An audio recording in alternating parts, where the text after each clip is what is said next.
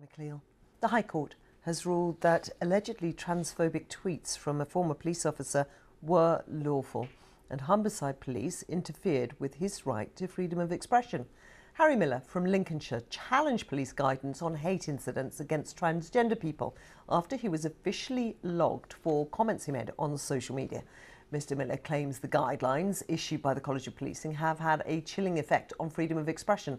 Well, let's go over now to the High Court and our legal correspondent, Clive Coleman. Clive, explain what the issue is and what has been decided in court.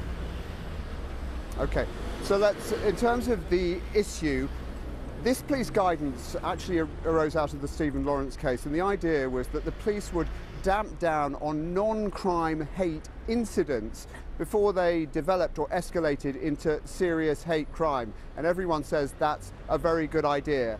But what happened in this case is that Harry Miller, who is a man who believes that a man cannot become a woman and vice versa, and he says that he blogs and he tweets in response really to a debate he says the government have invited in relation to the reform of the Gender Recognition Act. Now, that is the act which sets down very stringent criteria whereby someone can get a gender recognition certificate to register as the sex they feel themselves to be.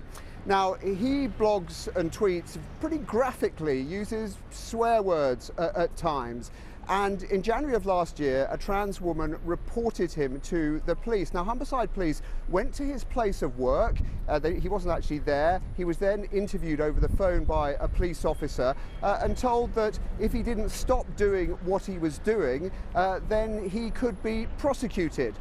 He's challenged both the guidelines and the way the police applied them. And what's happened today in court is that Mr. Justice Knowles has found that the guidelines, the regime, this logging of non-crime hate incidents, and by the way, Carrie, it's not like these things have no consequence. They can be turned up on an advanced disclosure and barring check, which employers who are employing people to work with vulnerable groups, children and elderly people, carry out those checks. So they do have a consequence. Mr. Justice Knowles has found that that regime is entirely lawful, but the way it was applied by Humberside Police in the case of Harry Miller was a disproportionate interference with his right to freedom of expression. Very strong language from the judge, and I anticipate that this is going to be hugely controversial, and trans groups, I think, are going to be very, very concerned by the ruling today. Mr. Justice Knowles says the effect of the police turning up at his place of work because of his political opinions must not be underestimated. To do so would be to undervalue a cardinal democratic freedom. In this country, we have never had a Checker, a Gestapo or a Stasi. We have never lived in an Orwellian society.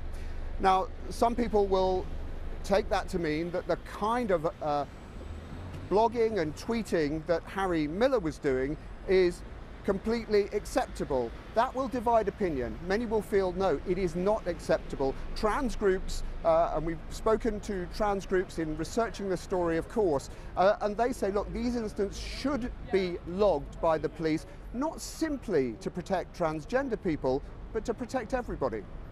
Well, as you say, highly controversial, and I'm sure we'll get both sides of opinion on over the course of the day. But thanks very much for explaining it all to us, Clive.